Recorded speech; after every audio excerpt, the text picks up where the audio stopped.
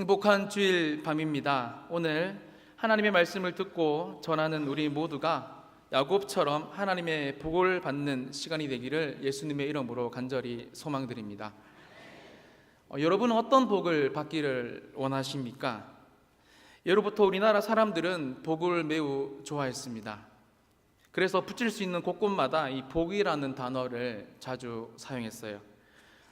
들어보셨습니까? 복주머니, 복권, 복돼지, 행복주택, 그리고 제가 제일 좋아하는 미가복어. 죄송합니다. 이건 그 복이 아니죠. 미가복어 3번 세트 엄청 맛있는데 맞죠?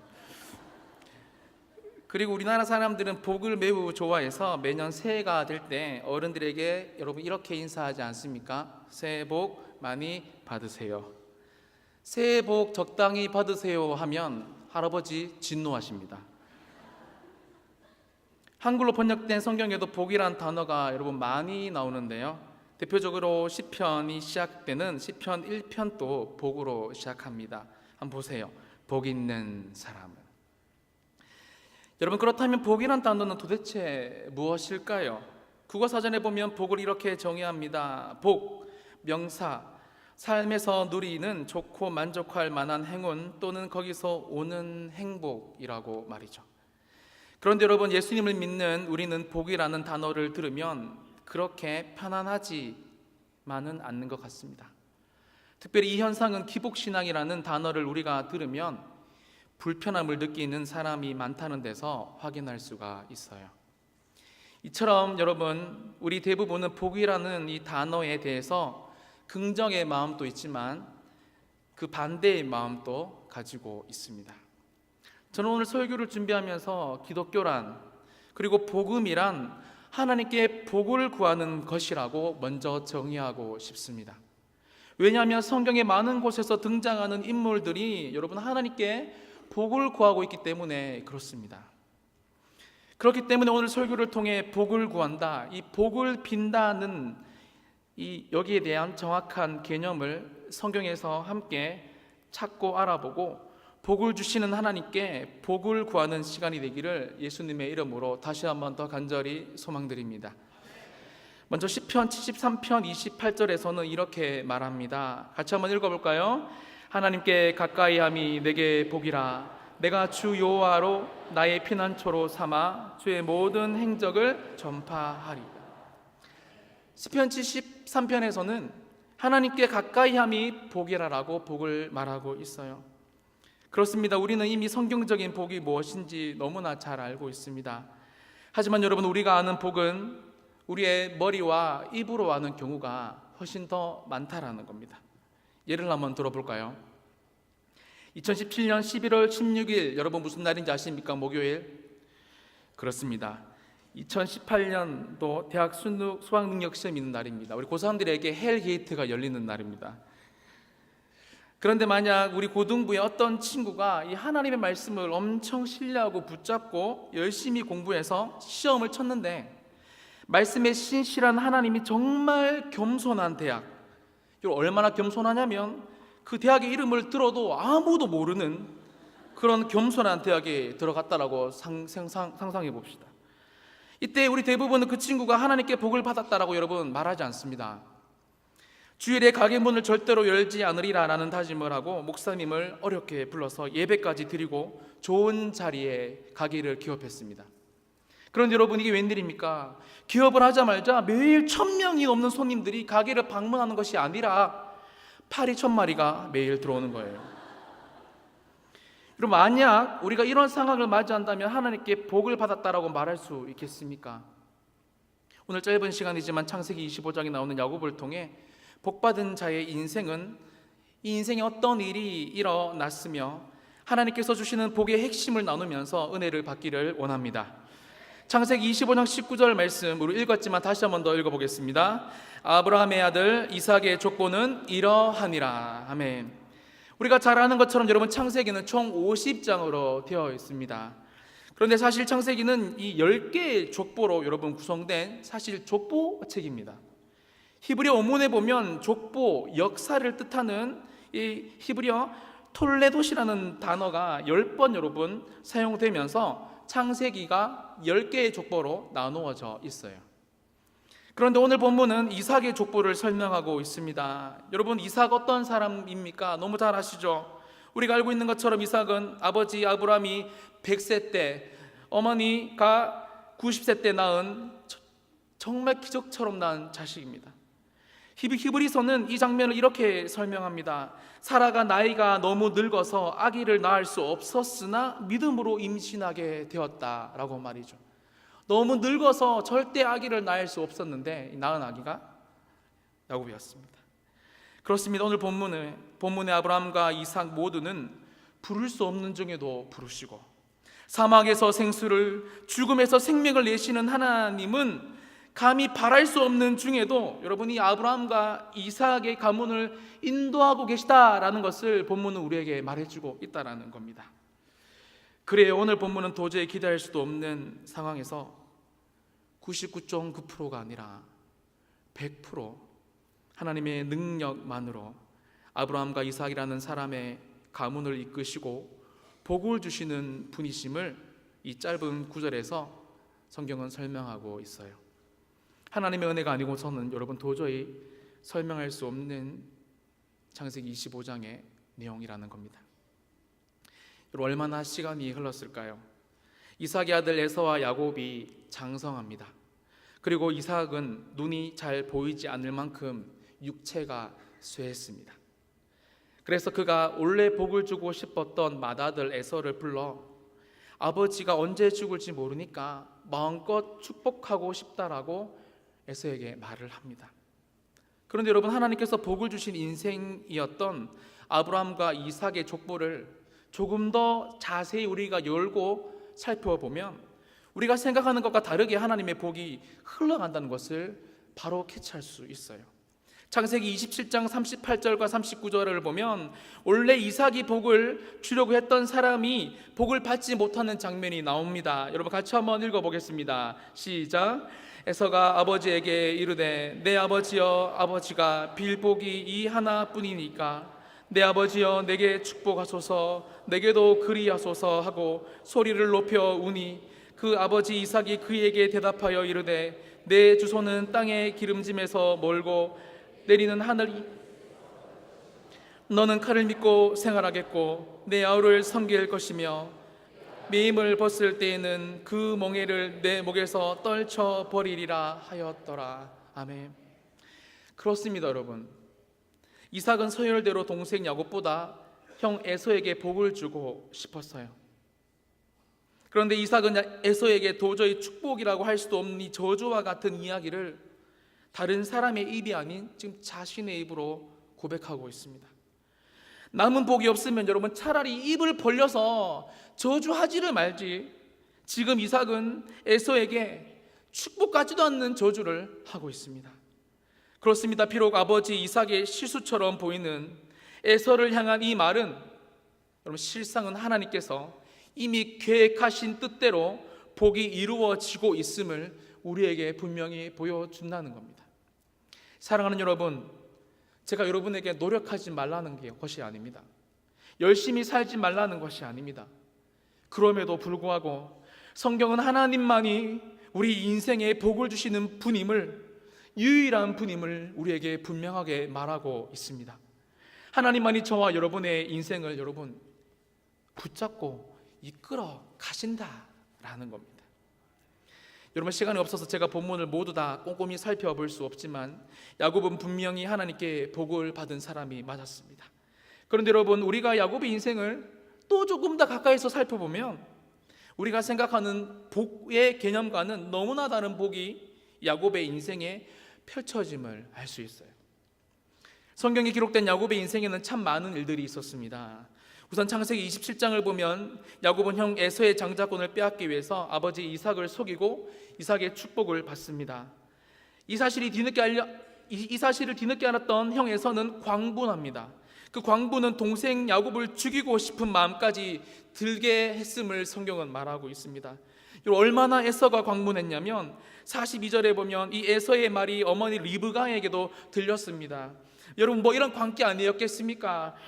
내가 갈아 마셔버릴 거야. 하면서 온 집을 떠돌아다니면서 이야기했기 때문에 엄마가 들었겠죠. 그래서 어머니를 입어가는 작은 아들 야곱을 살리기 위해서 며칠만 하란에 있는 외삼촌 집에 가라고 합니다. 하지만 여러분, 그 며칠은 결국 20년이 넘는 시간이 되고 말죠. 다시 말해 자신의 잘못으로 인해 사랑하는 어머니 이 리브가를 20년 동안 야곱이 보지 못했다라는 겁니다. 군대를 다녀온 대학 청년부 형제 자매들 갈 뻔했습니다. 남자 우리 성도님들, 우리가 한두 달만 군대에 가서 어머니 얼굴을 보지 못해도 늦은 밤에 있잖아요. 총을 하나 들고 근무를 서면 고향 쪽을 바라보면 눈물이 진짜 뚝뚝 떨어집니다. 니 뭐 하는데? 가면 아닙니다 하면서 눈물이 뚝뚝 떨어집니다. 야곱은 여러분 정말 외로웠을 겁니다. 수많은 날들을 눈물로 보냈을 거예요. 그런데 야곱의 인생의 고통은 여기서 끝나지 않았습니다. 야곱은 외삼촌 라반의 집에 도착하자마자 사기 결혼을 당해서 14년간 무일푼으로 죽도록 일만 했습니다. 말이 14년입니다. 여러분, 공부를 14년 했다고 생각해 보십시오. 그리고 야곱은 6년을 더 외삼촌 라반의 양을 치게 됩니다. 그 6년도 야곱에게는 지옥 같은 시간이었습니다. 야곱은 외삼촌의 양을 치면서 보낸 6년을 회고하면서 자신의 아내들에게 이렇게 말했습니다. 창세기 31장에 나오는데요, 그대들의 아버지가 나를 속여 품삯을 10번이나 변경하였다라고 말하고 있습니다. 여러분, 회사에서 월급이 한 달만 늦게 나와도 우리 마음 너무 불편하지 않습니까? 야곱은 자그마치 6년이란 긴 시간을 열심히 일했지만 외삼촌 라반은 시간만 나면 월급을 자신의 마음대로 계속 변경했습니다. 이 변덕이 죽 끓는 듯 했다라는 말입니다. 하지만 여러분, 야곱은 이런 절망적인 고통스러운 상황에도 고향으로 돌아갈 수 없는 처지였습니다. 왜냐하면 자신의 형이 기다리고 있었기 때문이죠. 또 얼마나 시간이 흘렀을까? 이 야곱의 고통스러운 인생을 지켜보고 계셨던 하나님은 야곱의 꿈에 나타나 이렇게 말씀하셨습니다. 창세기 31장 13절입니다. 나는 베델의 하나님이라. 내가 거기서 기둥에 기름을 붓고 거기서 내게 서원하였으니 지금 일어나 이곳을 떠나서 내 출생지로 돌아가라 하셨느니라. 성경에서 야곱의 신경에 대해서 아주 구체적으로 기록하고 있지 않지만 야곱은 고향으로 돌아가라는 분명한 하나님의 부르심에도 기쁨으로 나아가지 못했어요. 그리고 야복강 나루에서 하나님의 사자와 만나 씨름합니다.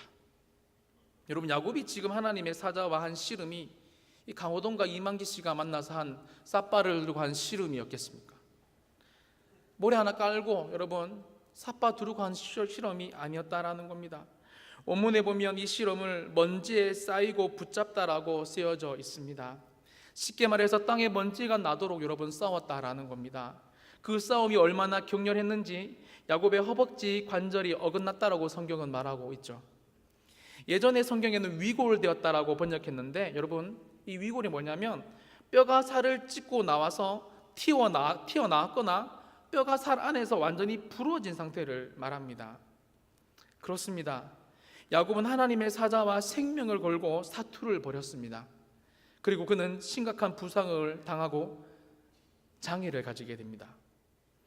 사랑하는 여러분, 제가 수천 년 전의 본문의 이야기를 조금 더 여러분에게 생생하게 전달하기 위해서 조금 길게 이야기했는데, 정리하자면 야곱은 형 에서의 노를 피해 잠시 외삼촌 집에서 살려고 했지만 사기 결혼을 당했고 월급도 사기를 맞았습니다.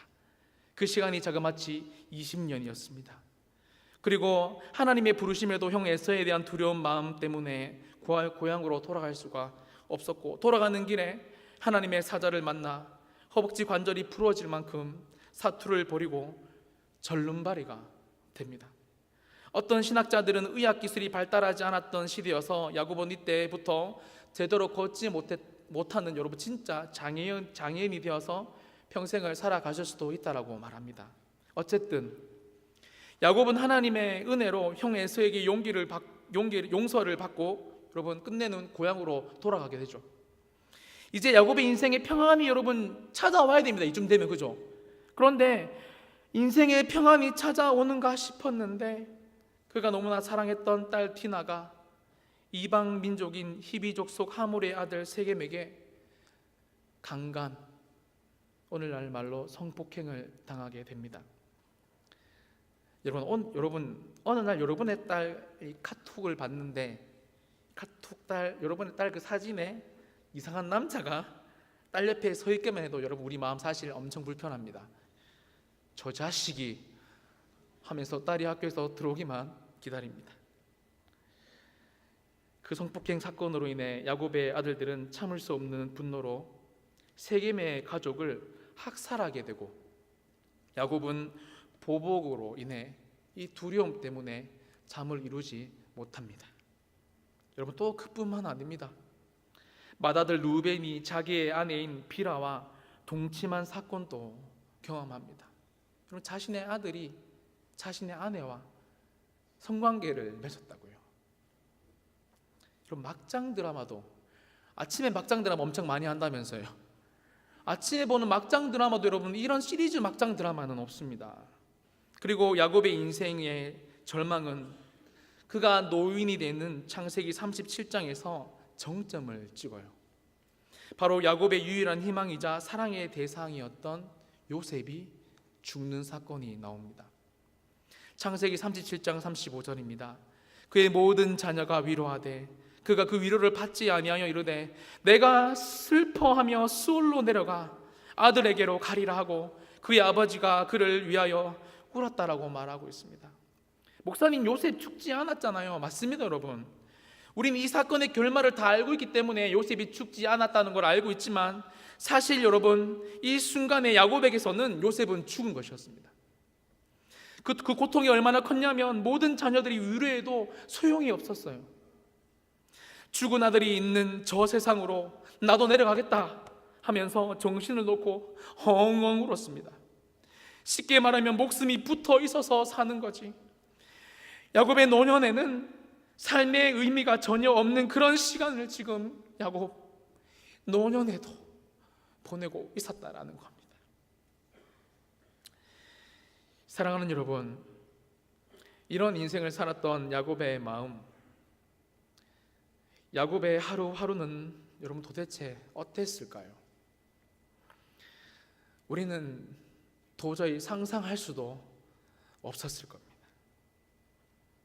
창세기에 나오는 하나님께 복받은 인생, 그 주인공 야곱은 바로 이런 삶을 살았습니다. 여러분 어떻게 이런 인생을 하나님께 복받은 인생이라고 할 수 있을까요? 이건 분명히 저주받은 인생입니다.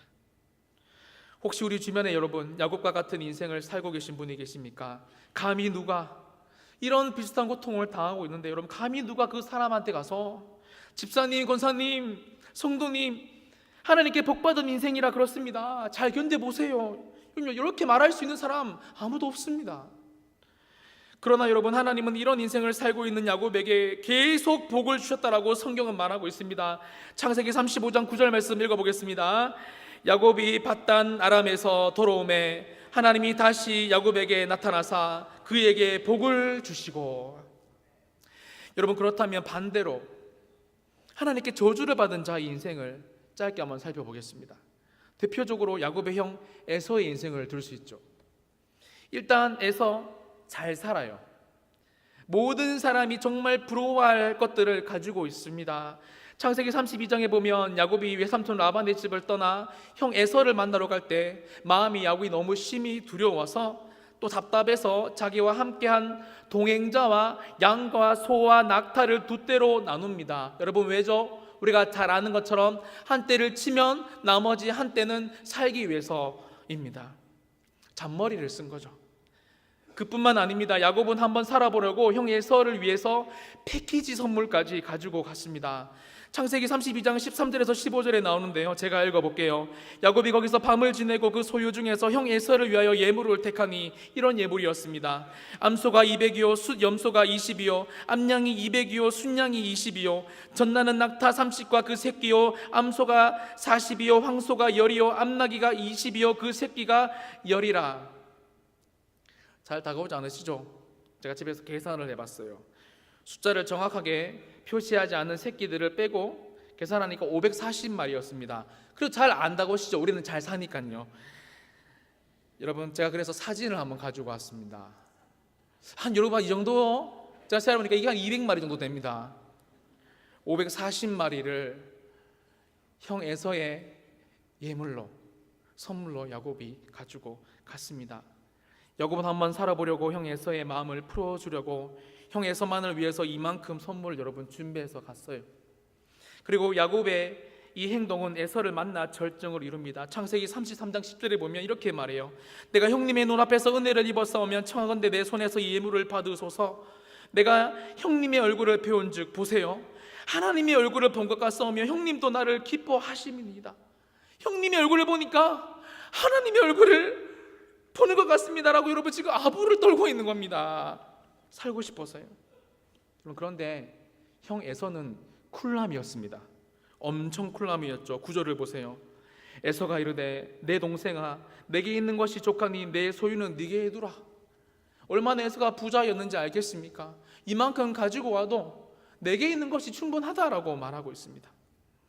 동생 야곱이 가축 540마리 정도를 가지고 왔는데 형 에서는 말합니다. 괜찮아, 필요 없어, 나는 중국 부자야 라고 말하고 있는 겁니다. 뒤에 보면 야곱이 계속 받아달라고 관건하니까 형 에서는 못 이기는 척 야곱의 선물을 어쩔 수 없이 받습니다. 형 에서가 부족해서 그런 것이 아니었다라는 겁니다. 그렇습니다. 여러분, 에서는 잘 살았습니다. 그 시대의 가장 중요한 복의 근원이었던 수많은 자식들도 많이 낳았습니다. 뿐만 아니라 땅도 많았고 400명의 장정을 인솔할 만큼 여러분 리더십도 있는 사람이었습니다. 에서는 그렇게 떵떵거리다가 죽습니다. 하지만 성경의 평가는, 하나님은 에서를 이렇게 평가하십니다. 로마서 9장 13절 말씀 같이 읽겠습니다. 시작. 기록된 바 내가 야곱은 사랑하고 에서는 미워하였다 함과 같으니라. 아멘. 다시 말해 에서의 인생은 하나님께 복받은 인생이 아니었다라고 성경은 말하고 있다라는 겁니다. 만약 제가 여러분에게 지금 여러분 복 받겠습니까? 안 받겠습니까? 하면 여러분 어떻게 대답하실래요? 질문이 어렵습니까? 제가 이렇게 질문해 볼게요.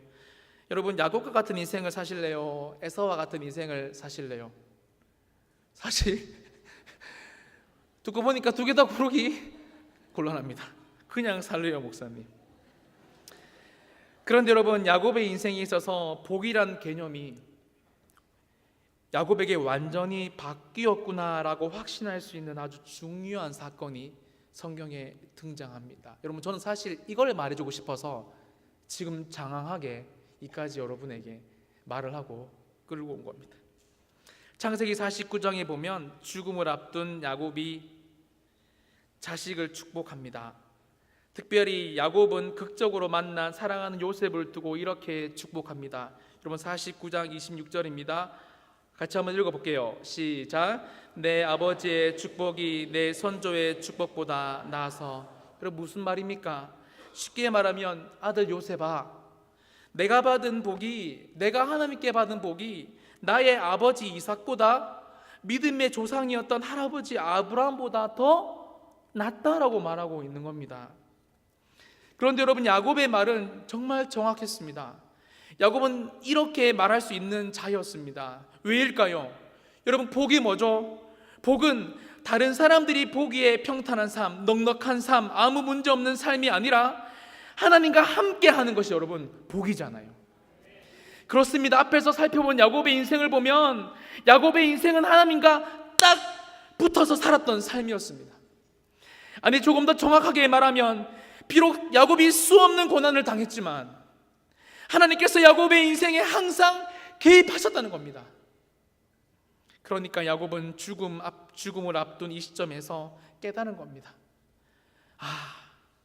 내가 받은 인생의 고통과 고난이 저주가 아니라 하나님의 복이구나 라고 말이죠. 요셉이 죽었다라고 생각하고 있었던 그때는 그것이 저주였지만 시간이 지나서 하나님의 큰 그림을 알고 보니까 하나님께서 내게 주신 큰 복이었구나. 그러면서 야곱의 인생에 있었던 모든 고난들이 야곱에게 새롭게 재해석되기 시작하는 겁니다. 사랑하는 여러분, 우리가 하나님께 복을 받은 자라면 모든 고난들을 새롭게 해석하는 은혜가 있기를 바랍니다. 그리고 믿음의 눈을 열어 고난 뒤에 계시는 고난보다 더 크신 하나님의 능력의 손길을 저와 여러분의 삶에서 직접적으로 경험하시기를 예수님의 이름으로 간절히 소망합니다. 그렇습니다. 결론적으로 야곱은 자신의 인생을 하나님께 복받은 자라고 확신합니다. 그리고 자신의 인생의 모든 고난들을 새롭게 해석하고 하나님께 복받은 자답게 아주 멋진 믿음의 행동을 나중에 하게 됩니다. 우리가 잘 알고 있는 것처럼 히브리서 11장, 여러분 무슨 장입니까? 믿음장이죠. 히브리서 11장은 다양한 사건, 다양한 인물들을 이 믿음의 관점으로 서술하고 해석하는 성경입니다. 그런데 히브리서 11장에 보면 야곱이 하나님께 복받은 자가 된 결정적인 행동을 믿음의 관점으로 히브리서 저자는 이렇게 말합니다. 여러분 같이 한번 읽어보겠습니다. 11장 21절입니다. 시작. 믿음으로 야곱은 죽을 때 요셉의 각 아들에게 축복하고 그 지팡이 머리에 의지하여 경배하였으며. 아멘. 야곱이 죽으면서 요셉의 아들들에게, 다시 말해 자신의 손자들에게 축복해 줍니다. 쉽게 말하면 하나님께 진짜로 복받은 야곱의 인생 가운데 가장 믿음으로 행했던 행동이 바로 손자들을 축복해 주는 장면이라고 히브리서 기자는 말하고 있다는 거예요, 여러분. 그렇다면 야곱은 죽기 전에 어떻게 손자들을 축복했습니까? 창세기 48장에 보면 야곱은 요셉의 두 아들을 야곱은 한꺼번에 축복합니다. 손자들을요. 이렇게 양손을 내밀어 요셉의 두 아들, 그러니까 자신의 두 손자에게 여러분 이렇게 축복을 하는데, 그런데 아버지 요셉의 입장에서는 장자인 므낫세가 더 큰 복을 받아야 했기에 오른손에, 더 큰 권능이 있다라고 상징되는 야곱의 오른손에 므낫세를 두고 왼손에 에브라임을 요셉은 둡니다. 그런데 갑자기 할아버지인 야곱이 손을 이렇게 하는 겁니다. 그러니까 아들 요셉이 아버지 야곱의 손을 다시 잡고 원래대로 이렇게 합니다. 이렇게 말을 하죠. 아버지, 그렇게 하지 마세요. 므낫세가 장자이니까 그에게 오른손을 얹으소서라고 적혀 있어요, 성경에. 그때 야곱이 여러분 뭐라고 하는지 아십니까? 안다, 내 아들아. 나도 안다. 하지만 하나님이 이렇게 하시기를 원하신다라고 말하고 있습니다. 예전에 야곱은 여러분 자신의 노력으로 하나님의 복을 가로챌 수 있다라고 믿었습니다. 자신의 계략으로 그 팥죽 한 그릇 먼저 따내서 자신의 능력으로 복을 쟁취하고 싶은 욕심의 사람이 야곱이었습니다. 그런데 야곱은 인생의 수많은 고난을 경험하면서 내 인생의 복은 하나님으로부터 시작되고 끝이 난다는 것을 확실하게 알고 있는 사람으로 지금 완전히 변화되어 있는 것입니다. 내가 손을 어떻게 하느냐가 여러분, 누구를 안수하느냐가 중요한 것이 아니라 복을 주시는 분이 하나님이시다. 그리고 하나님의 뜻대로 순종하는 것이 복이다라는 것을 야곱의 전 인생을 살아오면서 뼈에 사무치게 자신의 인생을 통해 알았기에 야곱은 자신의 손자들을 그렇게 축복했던 것입니다. 말씀을 마무리합니다. 사랑하는 여러분, 우리는 하나님께 복받은 인생의 상징적인 인물인 야곱과 그 반대로 하나님께 미움을 받고 저주를 받은 인물인 에서의 차이점에 대해서는 잘 알고 있죠. 예를 들면 에서는 사냥을 잘하고 들에서 생활하고 털 사람이고 뭔가 남성스럽다. 반대로 성경에 기록된 것처럼 야곱은 조용한 사람이고 장막에 자주 거주하는 좀 여성스러운 사람이다라고 우리는 그렇게 두 사람의 차이점을 알고 있습니다. 그런데 여러분, 우리가 한 가지 간과하고 있는 아주 중요한 사실 한 가지가 있어요. 창세기 25장 우리가 읽었던 본문인데요, 23절 24절 같이 한번 읽어 보겠습니다. 여호와께서 그에게 이르시되 두 국민이 나누이리라. 이 족속이 저 족속보다 강하겠고 큰 자가 어린 자를 섬기리라 하셨더라. 그 해산 기한이 찬즉 태에 쌍둥이가 있었는데. 아멘. 여러분, 그렇습니다. 에서와 야곱은 쌍둥이였습니다. 다시 말해 이 둘의 시작은 차이점이 하나도 없는 똑같은 사람이었다는 것입니다.